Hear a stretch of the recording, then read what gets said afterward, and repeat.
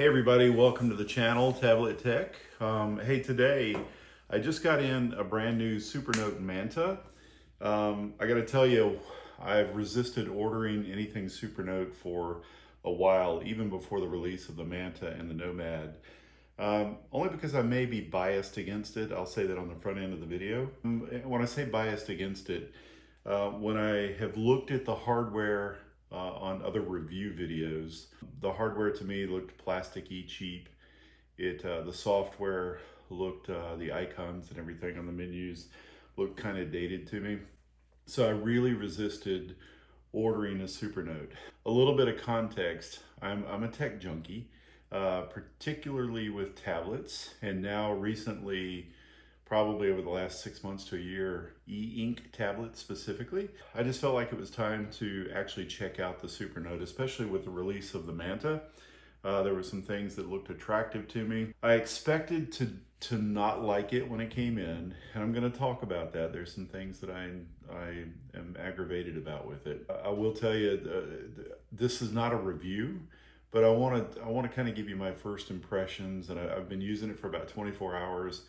And I stayed up really late the first night that I had it, exploring everything. I watched so many videos, I think I already knew how to use it. There wasn't much to learn about it when I first opened it up and started using it. So with that said, let me go into a couple of things. From a hardware standpoint, like I said, I thought it looked in videos, I thought it looked cheap and plasticky. And you know, it does have the exposed screws for the pin loop on there. It does have a plastic back. You know, it's got the modular cover on there where you can take it off and replace the motherboard and the battery. But so first impressions after I've opened this up and I've started playing with it, I am really impressed with the hardware. The whole idea of this being cheap or plasticky, it is plastic. I mean, it's got plastic. The screen is even plastic. You know, it's got kind of a spongy feel to it or whatever. But I really like the feel of this thing. I really get what people are talking about. It's so thin. It's so light, especially since it's only using half a cover. And I don't have any problem with that at all because the back is plastic. It's not likely it's going to get damaged. It doesn't have a glass back like something like an iPad would. I'm very pleased with the hardware, which really surprises me.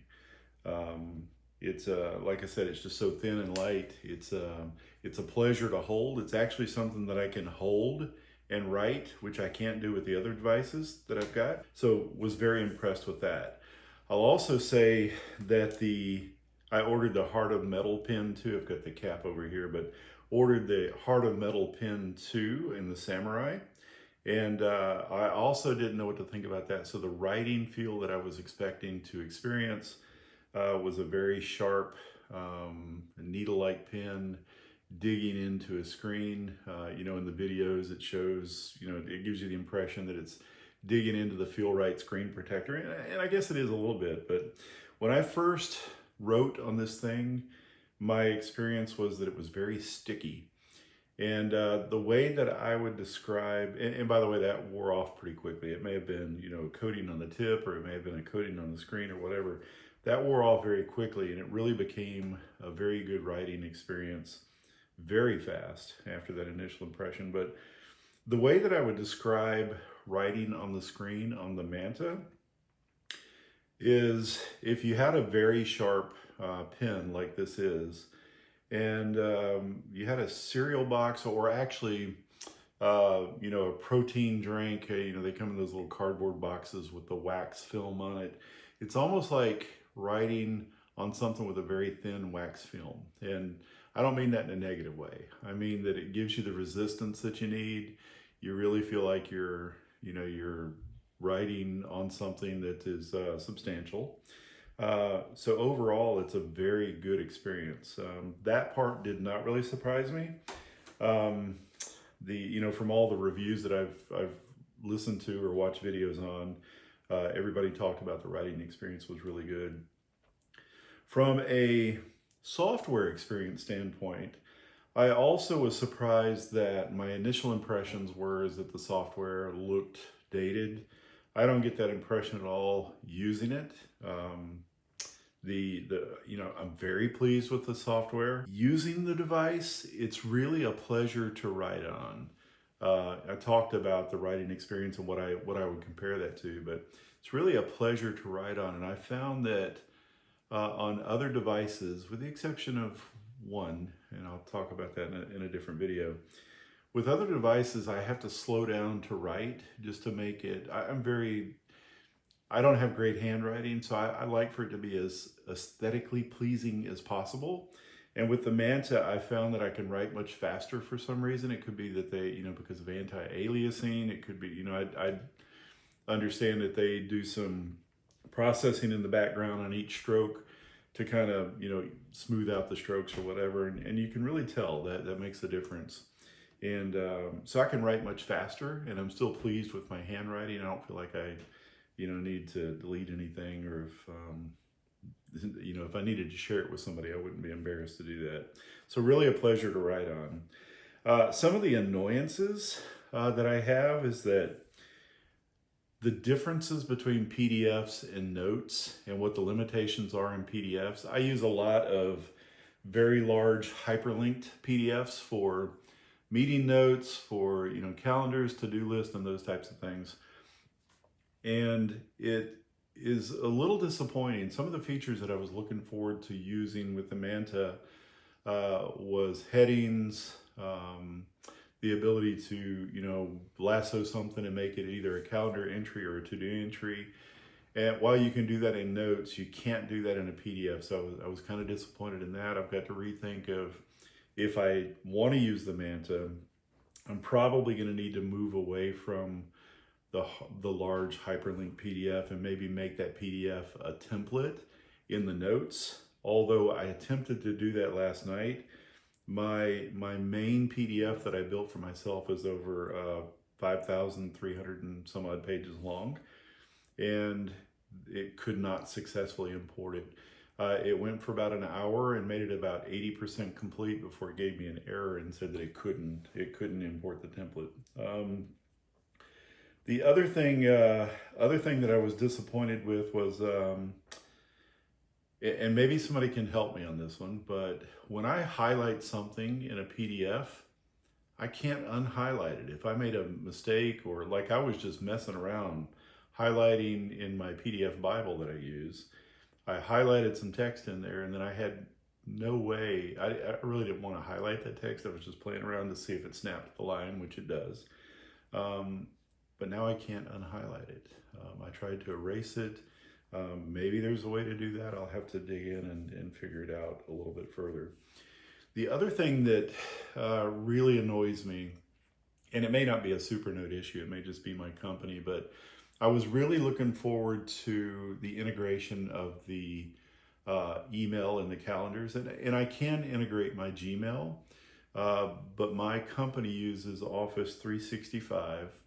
And so, I really wanted to get my company email on there. I really wanted to get my company calendar on there. And there are apparently some security issues with my company that are preventing me from being able to do it. It goes in and it looks like it's pulling email, but it won't do it. And so I'm not able to do those integrations. Where I am on other devices, I've got a couple of Boox Note Boox Note Air 4C and the Boox Note Max. I can just download Outlook on that. I was doing some research about side loading, and the information may be dated. I haven't tried to side load anything on this yet. The information may be dated, but apparently the Office apps can't be side loaded on the Manta.